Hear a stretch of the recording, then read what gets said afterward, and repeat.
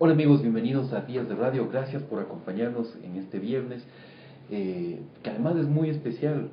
Yo les quiero agradecer el doble a todos quienes estén en este momento escuchándonos, porque la mayoría de la población debe estar clavada en los televisores, expectando el partido Colombia-Ecuador, ¿no?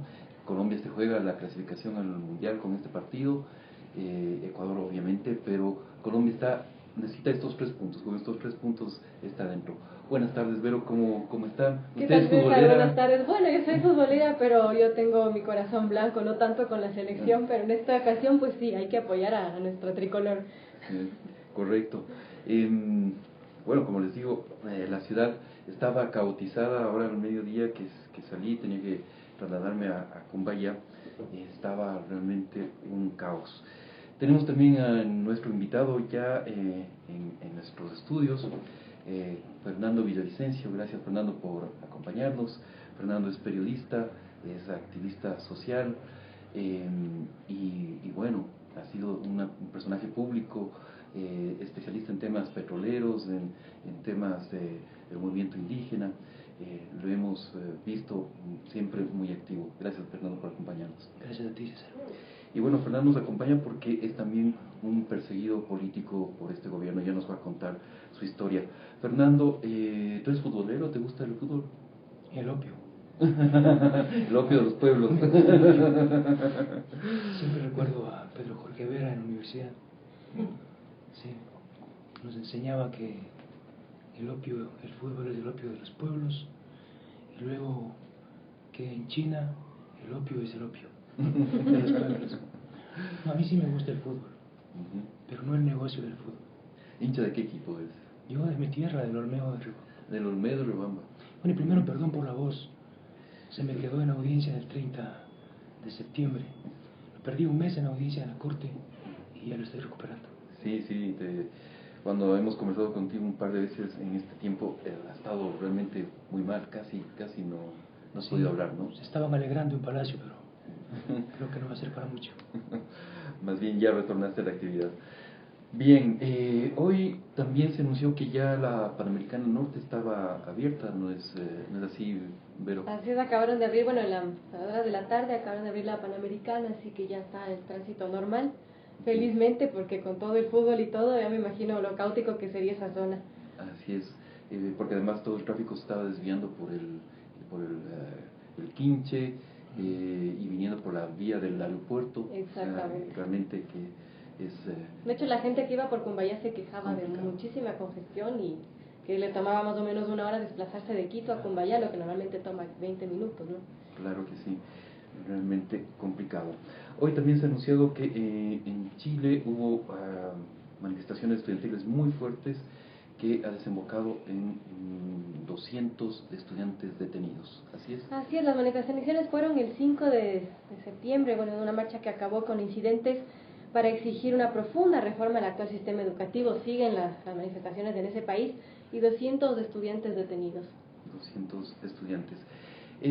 Estas manifestaciones se inscriben en ese movimiento estudiantil que desde hace algunos años ha estado bastante activo en Chile pidiendo reformas a la educación para que la educación pública sea de calidad y tenga el presupuesto adecuado, ¿no? Bueno, siguen esas manifestaciones en Chile, a las puertas además de una elección presidencial donde la candidata, la expresidenta Michelle Bachelet, es la favorita. También ahora ha seguido incrementándose la tensión en torno a Siria, ¿no? Hay dos anuncios importantes. Uno de Rusia, el presidente Putin ha señalado que no va a permitir una intervención extranjera en Siria, ha amenazado con intervenir si es que eso sucede. Y por otro lado, el Consejo del Premio Nobel ha pedido que se retire el Premio Nobel a Barack Obama, el presidente de Estados Unidos. ¿Hay alguna otra novedad al respecto en las últimas horas? Bueno, reacciones de la gente sobre la intervención de Siria. Muchos dicen que no debería ser así, que debería ser algo pacífico, sin armas, pero nada más. En realidad, o sea, es realmente impresentable la dictadura siria, ¿no? Pero que Estados Unidos actúe de forma unilateral tampoco parece ser la mejor solución. Bueno, y que Rusia se una también si es que hay ataque militar y sí, podría es ser complicado, ¿no? muy complicado. ¿Cómo ves este tema de Siria, Fernando? Bueno, yo creo que la humanidad no se zafa y difícilmente se va a zafar de los conflictos que directa o indirectamente a los pequeños países y a la gente que ni siquiera tiene idea de dónde está Siria nos golpean el corazón de nuestras economías por esta política, por esta crisis económica, especialmente por los grandes intereses petroleros que se juegan en esa zona del mundo. Yo creo que está en juego esa disputa entre las hegemonías viejas y las nuevas hegemonías, las BRIC. Porque finalmente Siria es el último peón de Rusia en esa región, ¿no? O sea, el mundo está remapeado ahora con un liderazgo relativo de China y tiene sus alfiles al lado como Rusia, Irán, la propia Siria. Entonces lo que están haciendo es armando un espíritu de cuerpo para defender esos negocios, y por otro lado está Estados Unidos, las economías clásicas, y una disputa por el manejo del petróleo y el control de la economía. Y yo creo que no se puede sancionar y juzgar la atrocidad. Yo he visto la atrocidad cometida por el gobierno sirio. No se puede sancionar y castigar eso con los mismos elementos. Claro. Yo creo que el mundo necesita una reacción distinta. Creo que deben ser hilos de paz y los distintos los que deben sacudir esa realidad. Yo creo que el pueblo sirio tiene que decidir eso. Absolutamente. Ahora, de todas maneras, en la Carta Universal de Derechos Humanos y en la Constitución misma de la ONU, le da justamente esa potestad a las Naciones Unidas para parar violaciones masivas de derechos humanos en donde se produzcan. Pero, como digo, no parece ser la mejor solución que un país, por más potencia que sea, intervenga por sí solo, ¿no? sin que la ONU decida realmente esa... Y no necesariamente tiene que ser una intervención militar. Exacto. Creo que tiene que haber otro tipo de aperturas. ¿Sí? O sea, yo creo que el ejemplo es cambiar de actitudes. Si el gobierno sirio hace eso con la gente, yo he visto el ataque, no creo que se estén mintiendo los resultados terribles del ataque con gasolina, eso se dice, pero yo creo que Estados Unidos no puede lanzar bombarderos, misiles para resolver ese problema. Claro, así es. Bueno, de todas maneras, Fernando, se ha dicho que el petróleo se incrementaría sustancialmente el precio si es que se produce finalmente una guerra. Ahora está a 110 el WTI. O sea, ya está subiendo. Claro, ha subido $10 en las últimas horas. Y claro, yo siempre digo, ¿no?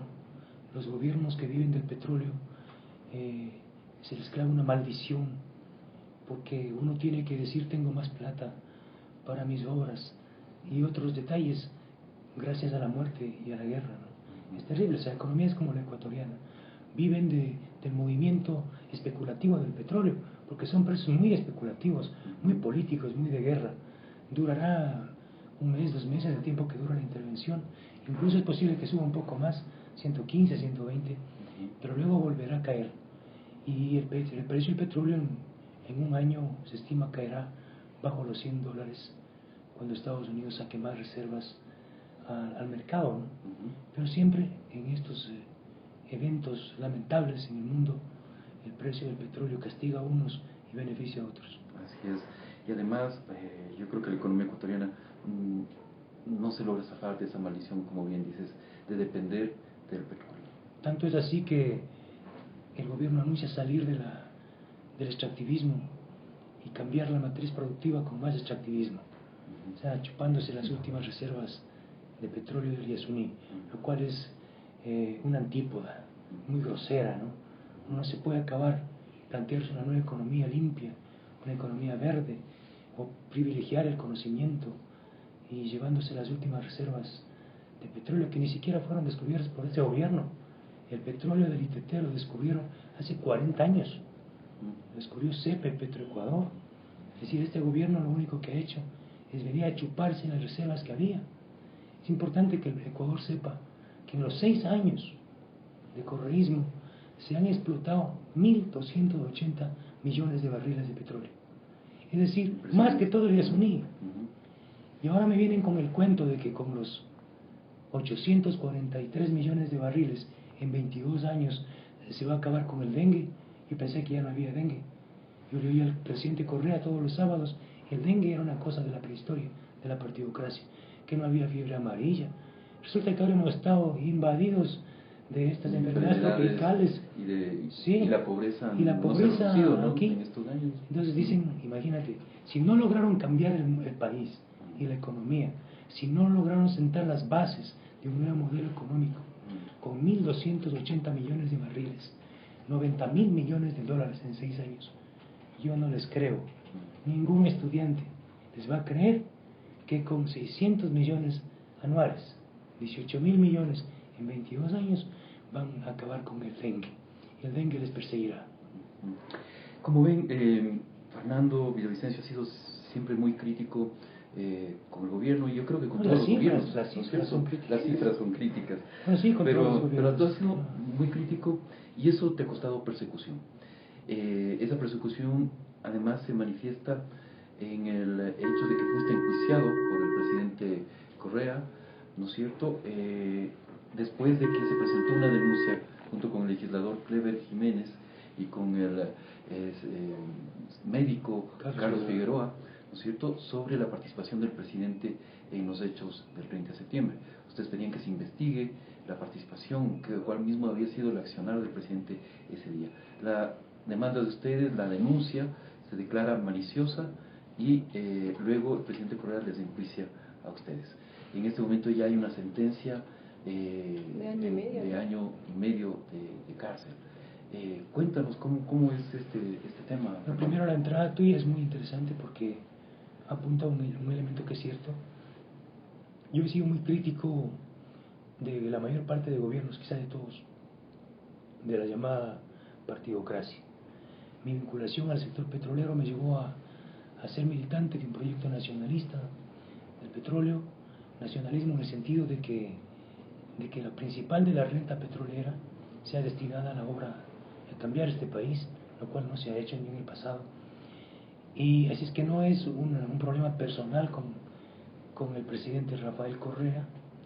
El presidente Correa lo que ha hecho es continuar la misma política extractivista de los gobiernos que él dice es pertenecer a la prehistoria, de Febres Cordero, de Yamil Mahuad. Y les digo ¿por qué? Porque el cerebro de la política hidrocarburífera del gobierno de Correa ha sido el cerebro de toda la política hidrocarburífera durante 40 años. Su nombre es Wilson Pastor Morris. El señor Wilson Pastor Morris fue el asesor de Febres Cordero en política petrolera, fue el autor de los contratos de prestación de servicios. Estamos hablando de hace 30 y pico de años. Luego se pasó, él era amarillo, ¿no es cierto?, social cristiano. Luego se pasó, se hizo verde. Bueno, primero fue verde, fue asesor de Osvaldo Hurtado. Un verde distinto, ¿no? En esa época. El otro verde, claro, el otro verde más opaco. Fue asesor de Osvaldo Hurtado. ¿Sí? Apenas murió Roldós, misteriosamente. Luego, reitero, fue social cristiano. Luego se pasó y fue miembro del gobierno de Sixto Durán Ballén, un gobierno conservador. Fue miembro del Consejo de Administración, presidente de Petroecuador, ¿sí? Luego se cambió y se volvió socialdemócrata, ¿sí? Fue parte del gobierno de Rodrigo Borja. Él administró la primera Petroamazonas con Rodrigo Borja. Luego ha estado en todos los gobiernos. O sea, él sí que es un revolucionario a carta cabal, ¿no? Ha estado en todos los gobiernos y llegó a vestirse y a cantar Hasta Siempre Comandante. A él le gustan los boleros, pero cantó Hasta Siempre Comandante para poder entrar a Palacio, y él es el autor de esta iniciativa B, el Plan B, que va a acabar con la última reserva de biosfera del planeta, y ojalá Dios no lo quiera, para los creyentes, con la vida de los últimos pueblos, del último pueblo no contactado, no contactado en el filo de la línea verde de este planeta. Entonces, en la segunda parte es como así el presidente Correa, el ciudadano apareció ahí, nunca le conocimos en las filas de la izquierda. Lo de Jaime Guevara es una fotografía. O sea, si alguien se dice de izquierda y no sabe que el Jaime Guevara no chupa, no fuma, no baila pegadito, no usa drogas mayores ni menores, es que nunca fue de izquierda.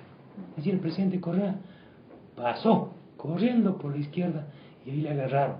Como siempre agarran a algún candidato. Fue el candidato y ahí está, que paguen los responsables. Yo no he sido parte de este show, de este sainete electorero en el que eligieron a Correa. Y he sido parte de la resistencia crítica, investigativa, periodística, activista, en las calles, en todo lado, desde el día siguiente que se posicionó Correa, contracorriente. El 99% de mis compañeros de izquierda, sindicalistas, movimiento indígena, partidos comunistas de hoz y martillo, sin hoz y martillo, de bandera de 5 puntas, todos estaban en el palacio, toditos. Ahora me da alegría que ya no estén, la gran mayoría. Unos han salido por sus propios pies y cabeza y otros solo por los pies, ¿no? O solo por la cabeza, porque otros siguen ahí, encantados. Ahí tengo compañeros encantados, unos que usan plumas de shuar, siendo quichuas, y están ahí, y usan un terno Hugo Boss, creo que es, no sé, un terno Yves Saint Laurent y pluma shuar, o sea, es una mixtura ahí desequilibrante. Toda una estética, ¿no? Sí, o sea, Correa es culpable de también eso, se ha rupturado todo, roto familias, amigos. Mis amigos, la mayoría, están ahí sentenciándome. ¿Por qué están mis amigos? Tania Arias era compañera nuestra, desde chiquitos cantábamos, canta con mi hija, y son los que nos están sentenciando. La Soledad Buendía, asambleísta, compañeras de calles de lucha. El Virgilio Hernández en la Mena 2, luchadores en la calle, ese me acabó para el bus, tomá. Iban al sindicato petrolero a pedir ayuda. El Virgilio Hernández él era el ambientalista, pues. Yo era el extractivista, yo trabajaba en Petro. Y ahora vean yo veo que hay pueblos indígenas ahí, en el Yasuní. ¿Cómo voy a ser tan bárbaro, pues? Discúlpenme, los bárbaros eran civilizados. Y ahora resulta que el ambientalista está planteando meter taladros para perforar la vida de los no contactados. Y otros amigos se atreven a decir que el registro civil no ha llegado por allá, por el Yasuní. Así es que los pobres no contactados no tienen número de cédula. No se sabe si 1707 son ecuatorianos o son peruanos. ¡Qué horror, por Dios! Eso en otro tiempo era para pegarse un tiro en ayunas. Y aquí, mire, eso es un lenguaje revolucionario, posmodernismo, sí, del más avanzado. A mí me abre el corazón. Fernando, detrás de estas críticas al presidente y a la Revolución Ciudadana, está también digamos, el deseo de cambiar las cosas, ¿no es cierto? Es de proponer otras cuestiones. ¿Qué es lo que se propone? Primero, respeto, pues a un mundo nuevo. Cualquier semejanza a un mundo nuevo, lo que uno dice en la familia, en la casa. A ver, todos hablamos y cosechamos en un troje las conclusiones. Hijos, mamá, papá, hasta el vecino, hacemos la sopa de todos. Eso en democracia. Es decir, aquí los criterios se aceptan de todos. El que alza la voz está fuera de esa puerta. O enseñamos o aprendemos a bajar la voz, a disentir, a disentir. En la casa se disiente, pero en este país no hay cómo disentir. ¿Sí? Entonces lo primero, el mundo que yo quiero es un mundo de respeto. O sea, yo no comparto con César muchas cosas, con Vero muchas cosas, y eso es básico, pues, porque si no sería tú. Eso acabaría con la vida. Tengo que ser distinto para existir. Estos gobiernos que homogeneizan todo, para mí es el principio básico. Traslada eso filosóficamente a la política. Eso es el mundo que yo quiero, un mundo de respeto. Eso se llama democracia, un término viejo. Ahora, muchos dirían, pero ustedes faltaron el respeto al presidente.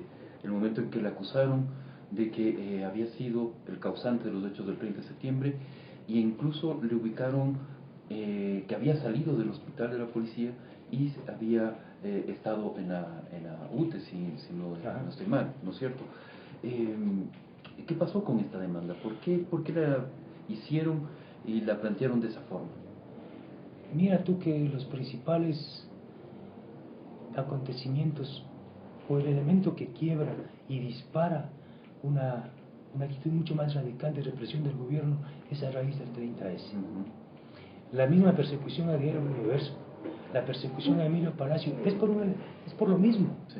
Es por un criterio de Emilio Palacio publicado en Diario Universo, en el que se dice que el presidente de la República tenía algún peso en todas las decisiones que pasó ese día. A mí me parecía terrible que la sociedad quede sorda y muda frente a un acontecimiento terriblemente doloroso. Lo que pasó ahí le guste a quien quiera. A mí no me gusta. Yo no estoy de acuerdo, ni estoy de acuerdo con la forma como le trataron al presidente. Pero de ahí a ser cómplice silencioso de todo lo que pasó ahí hubo muertes. ¿Sí? Cuando tú me preguntas por qué hicieron esa carta, por qué hicieron eso, porque ese es el derecho y la obligación de cualquier ciudadano. Lean la carta. En la carta no hay ningún atrevimiento, ninguna acusación maliciosa y temeraria. Incluso en la pregunta que tú planteas, todas las preguntas, son como 70 interrogantes que se trasladan a la Fiscalía para que sean investigados. Tiene hasta el uso de los verbos en sentido potencial. En el tema que tú planteas, que es un poco la bandera de Rafael Correa, claro, de eso se me agarra. acusan de que yo he salido, y él nunca lee todo el párrafo completo. Esa es una forma de manipular la verdad.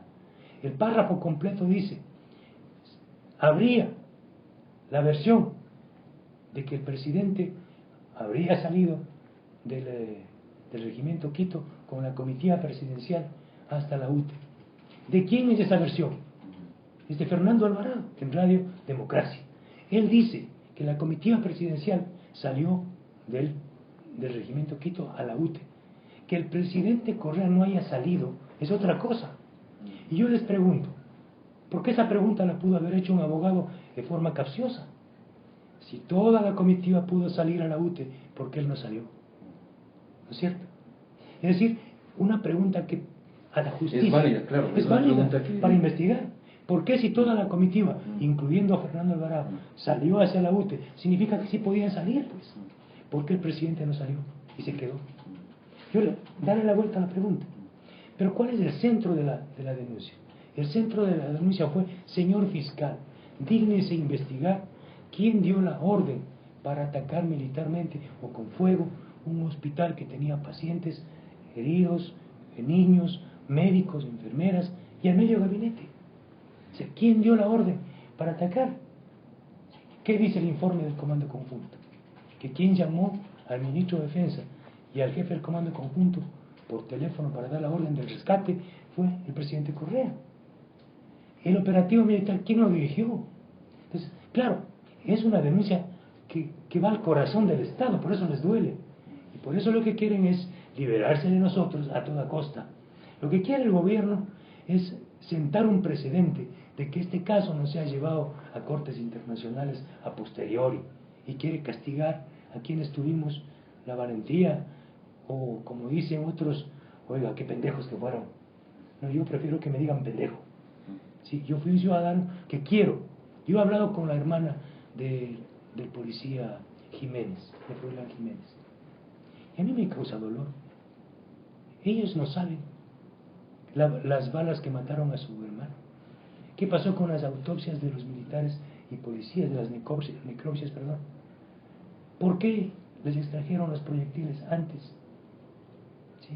Todas estas respuestas tenías que darnos el fiscal, y no lo han dado. Lo que hicieron es silenciar la voz de los denunciantes con un proceso realmente que se ha burlado de todos el derecho básico a la defensa. Han atropellado todo. Es un mes y medio que se ratificó la sentencia. Hasta el día de hoy nos notifica. No les notifica. No nos notifica. ¿Sí? O sea, hacen lo que ellos quieren. Cuando están apurados, ¿qué hace el presidente Correa? La jueza Lucy Blasio, por petición nuestra, decide a las 10 de la mañana suspender la audiencia. A los 20 minutos viene un tuit del presidente y la jueza inmediatamente cambia de criterio y convoca para el día siguiente. Ahora ya pasa más de un mes y no nos ratifican la sentencia, no nos notifican.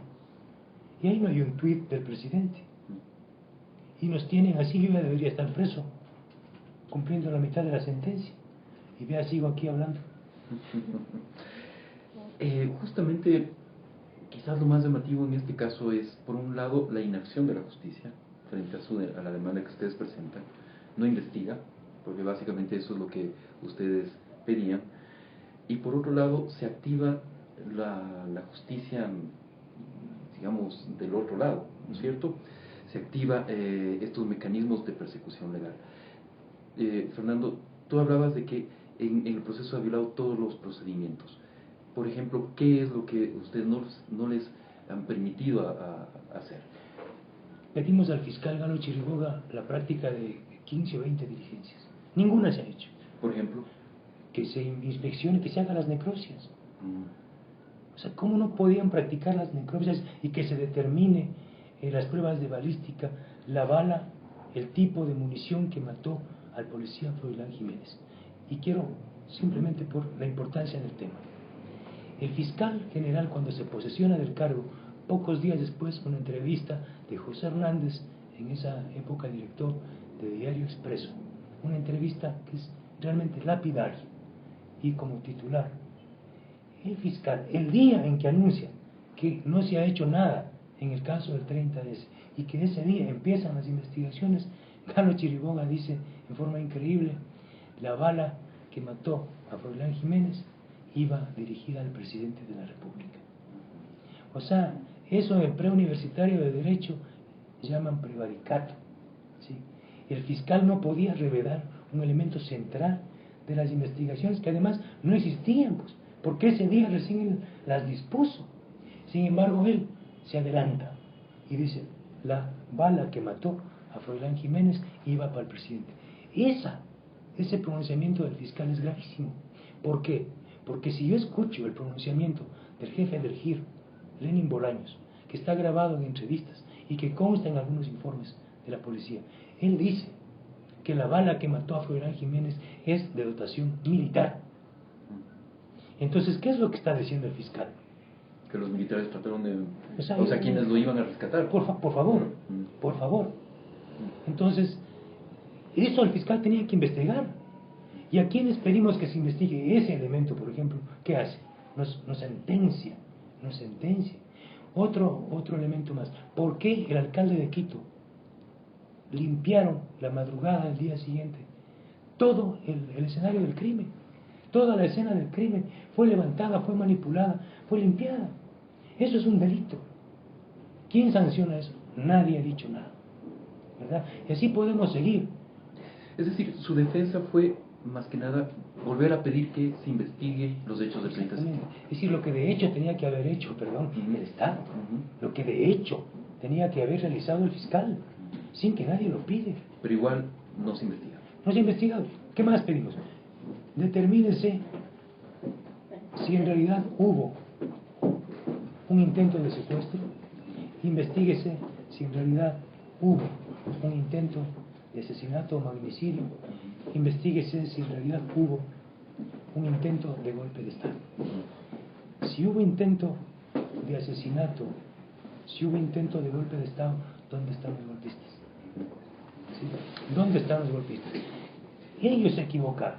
Ellos tenían que haber permitido, César, que el fiscal inicie el proceso penal contra nosotros y que en la instancia judicial el presidente Correa y su gabinete y los demás implicados, ¿sí?, presenten las pruebas de que nosotros somos los calumniadores, los injuriadores, ¿sí?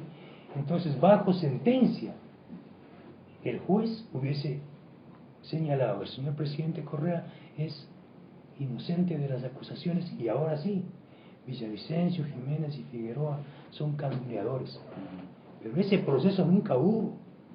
Es decir, no hubo, nos sentenciaron sin juicio, sin proceso. ¿Y con qué pruebas, Fernando? Sin ninguna prueba, con una prueba del director o del vocero de la Cruz Roja del Perú. Esa es la prueba que presentaron ante la Fiscalía, de que la Cruz Roja, que el vocero de la Cruz Roja Internacional, que es un peruano, había determinado que hubo intento de golpe de Estado. O sea, por Dios, pues, esa es la prueba que sirvió el fiscal Chiriboga para acusarnos a nosotros de maliciosa y temeraria la denuncia. Además, ¿quién tenía que haber pedido que se califique de maliciosa y temeraria? No el fiscal, es el juez en un proceso. El fiscal. ¿Y quién pidió que califique de malicioso y temerario? El presidente Correa. Él le dijo en la sabatina, está grabado.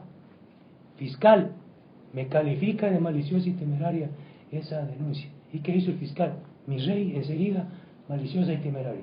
Luego se agarraron un juez de última. El juez que nos califica de malicioso y temerario, mi paisano, ¿sí?, fue destituido como fiscal en Riobamba, en Chimborazo, porque chocó su vehículo. ¿Sí? El señor Villagómez chocó su vehículo siendo fiscal, hirió a las personas del otro carro, abandonó el vehículo y fue a denunciar que el carro lo han robado. No lo digo yo, eso consta en el informe de la fiscalía. Por eso Washington Pesante lo sacó del cargo. Ese señor fue elegido por esta acrisolada corte, es parte de la acrisolada corte de justicia. Ese ciudadano fue el que me calificó de maliciosa y temeraria la denuncia. No tiene calidad moral, pues, por Dios. Y luego, ¿quién me sentencia? Lucy Blasio, la jueza que toma nuestro juicio, nuestro proceso del campo Palo Azul, con un juicio penal por peculado planteado por el fiscal Washington Pesantes contra 27 funcionarios del Estado ecuatoriano acusados del más grande atraco petrolero, 2.500 millones de dólares. Viene esta jueza, ¿sí?, que no sacó los puntos, que entró por la ventana y en 20 minutos lee 90.000 hojas y archiva el proceso, por Dios. Esa jueza es la jueza que me dedica año y medio a tararear guitarras en la cárcel número 3, porque a la 4 dice que no me quiere mandar. Pero tú has dicho que te irías al exilio más bien, ¿no? Bueno, ahí ya como va a tocar, porque ya no va a haber ni zona intangible. Yo quería irme a la zona intangible, pero ahora ya... Perderte nada en la selva. Ya no hay ni cómo. Ese era mi exilio, pero creo que ya ni eso. Vas a ir a la cárcel, entonces, si es que...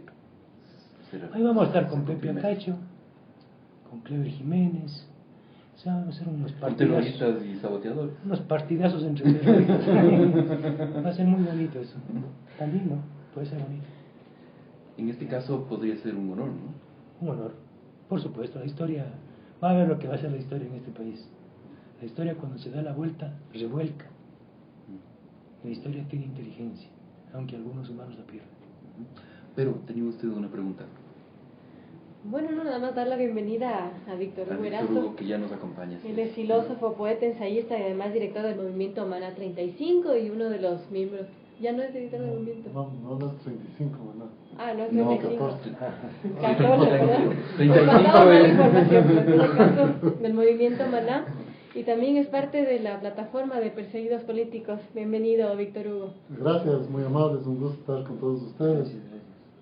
Gracias, Estamos Víctor Hugo, listos para grabar. por asistir. Tú también estuviste involucrado, se te ha enjuiciado por estar involucrado en los hechos del 30 de septiembre, lo que conversábamos hace un momento con Fernando. Claro, nosotros nos involucran supuestamente en la toma del canal gubernamental, porque no es estatal, es un canal gubernamental al servicio del gobierno de turno, Ecuador TV. Esa toma es un involucramiento lo más ridículo que puede haber. Nosotros desde el 2009, cuando empezaron a gestar la famosa ley de comunicación, que se llamaba la ley Mordaza, y que aprobaron después, salíamos todos los días jueves a la República y el Hoy Afar en defensa de la libertad de expresión. Y justo coincidió que el 30 de septiembre del 2010 fue un día jueves. Igual salimos a nuestra protesta en defensa de la libertad de expresión, sino que esta vez fue muy diferente porque empezó a llegar cantidad de gente. Siempre en la calle estábamos entre 10, 20 personas y de ahí no pasaba. Empezó a llegar más y más gente, que llegaron un número de 500 personas más. En ese momento ya habían cerrado la señal para todos los medios de comunicación y solo tenía de hegemonía Ecuador TV. Llegó la gente y nos dicen, oye, pero no hay más noticieros, no hay otra versión. ¿Qué es lo que está pasando? Defendamos la libertad de expresión. Ese rato nos dirigimos al canal del Estado, al canal gubernamental, y le solicitamos a los que estaban en la puerta que nos permitan el ingreso para que oigan la otra versión del otro sector de ecuatorianos, es decir, la versión de los no correístas. No nos quisieron dejar entrar. Cerraron las puertas. Yo traté de hablar con uno de los funcionarios de ahí pero tampoco nos permitieron entrar. Hasta que los ánimos empezaron a caldearse y la muchedumbre empezó a empujar y entrar. Pero nunca hubo actos de violencia dedicados a nadie. Incluso los camarógrafos estaban filmando ahí. Un camarógrafo en un acto que la gente le empuje o le pegue o le agreda, creo que hasta la cámara puede perder. Si todos los videos que después presentaron en la fiscalía fueron dados por los mismos camarógrafos de Ecuador TV, y nos acusaron de la noche a la mañana a través de un programa que había en busca de la verdad, que nos señalaban con un círculo y decían: este es fulano, este es sultán, este es mengano.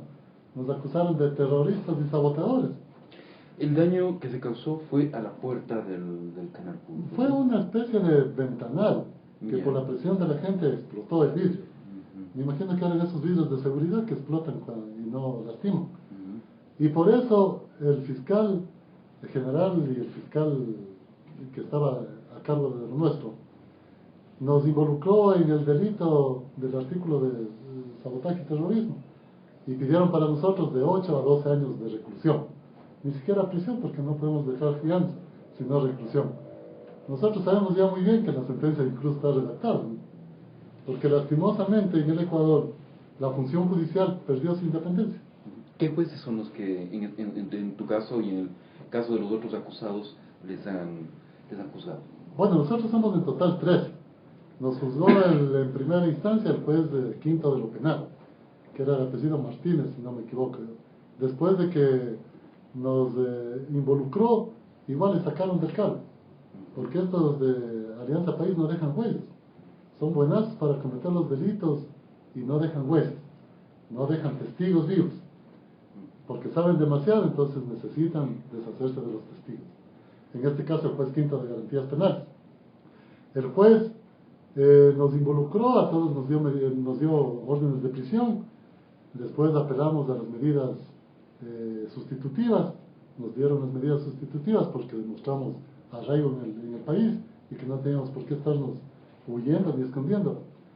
Y siguió el asunto, después fue a consulta a la Corte Provincial, a la primera sala de lo penal, porque yo apelé al fuero de corte que tenía, por ser director nacional de un partido político de oposición. Y según el Código de la Democracia yo tenía fuero de corte. El juez inferior aceptó la apelación, mandó a consulta al superior, el superior me negó el fuero. Pero aquí viene lo ridículo. Siempre los entendidos en el derecho saben que toda providencia hay que esperar 3 días para que se ejecutaría, caso contrario no es válida. Pero aquí me desaforaron a mí, como decir, el día martes. Y el día miércoles ya estuvo conociendo el juez inferior y nuevamente emitiendo providencias. O sea, no dejaron ejecutoriar la providencia. Apelamos a la nulidad no nos dieron paso, porque al decir de algunos jueces, incluso algo conocidos, que todavía están de los anteriores, me dijeron a mí: oye, ¿qué juez se va a atrever a dar paso a una nulidad? Ese rato cae la cabeza del juez, y no solo del juez, sino de toda la familia del juez. ¿Con qué pruebas les han acusado, les han sustentado la denuncia contra ustedes? Oye, es que eso es lo más gracioso. Es como el cuento de Kafka, el proceso. Que total a Kafka, al señor K, le terminaron juzgando y liquidando, pero nunca le dijeron por qué. A nosotros hasta ahora no nos dicen cuáles son las pruebas.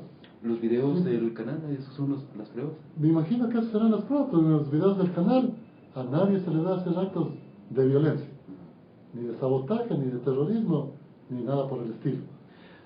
Aquí estuvo Francisco Endara también en el programa hace algunas semanas y nos contaba que incluso a él lo acusan simplemente por no haber evitado el delito.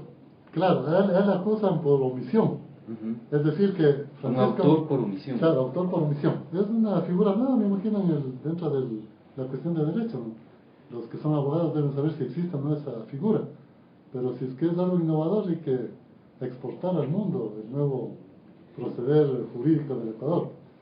Le dicen a Francisco Endara autor por omisión. Es decir, había más de 500 personas. ¿Qué quiere decir? Que Francisco Endara debió pararse en medio de todos y decir: aquí no me pasa nadie. Ahí ya no omitía y era un personaje. ¿Tú eres autor intelectual, físico?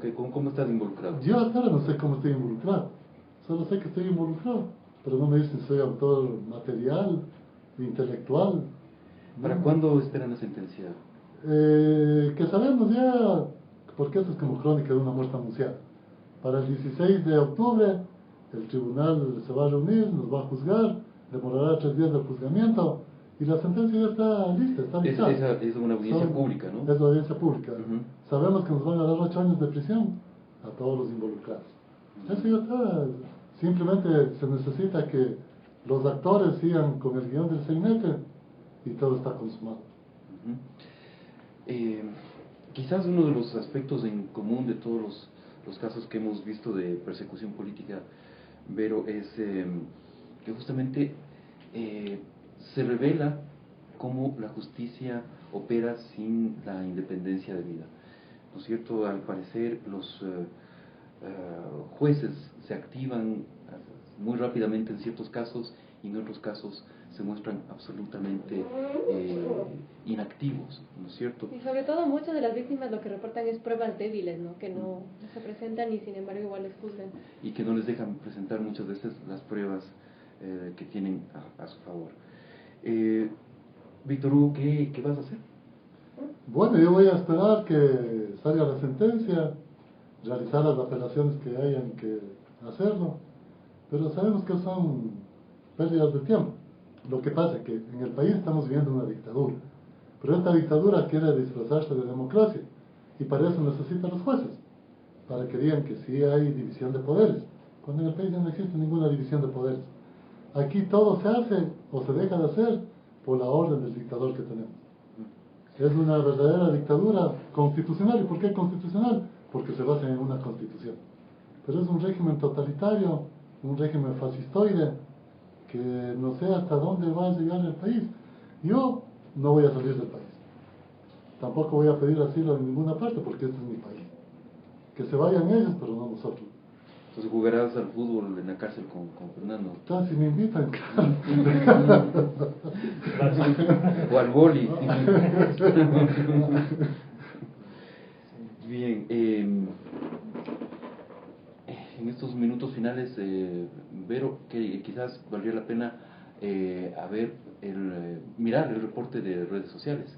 Nos dicen que, en todo caso, si es que a alguien le interesa el fútbol, que Colombia está ganando 1-0, ¿no? Sí, en el minuto 30 anotaron, también sé que Ecuador se quedó sin un jugador. Sí, acaban de expulsar está complicado. a un jugador. Sí. Así que, bueno, ¿cómo estuvo las redes sociales esta semana entonces?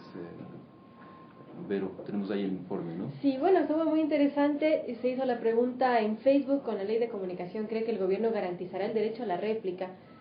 Y aquí están los votos de los ciudadanos. Tenemos el 12%. A ver cómo está esto. Ya. El reporte a todos los ciudadanos dice que garantizará esto, es del 12%. Solo garantizará a los funcionarios públicos su derecho a la réplica, el 59% opina esto, y que no garantizará a nadie, el 29%.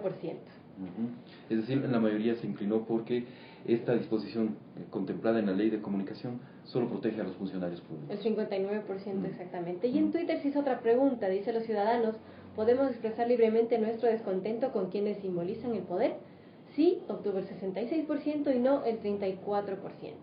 Esto era a propósito del caso de Jaime Guevara, quien estuvo aquí el día miércoles. Y bueno, es que no hay acto más simbólico, ¿no es cierto?, que sacarle el dedo al poder, ¿no es cierto? Un dedo grandote. Además, Jaime es tipo alto. Digo que se agarra como es el codo, porque no se le caiga. La reflexión que hacíamos antes es interesante, ¿no? Esa expresión del presidente es una prueba fotográfica de que él nunca pasó por la izquierda, en realidad.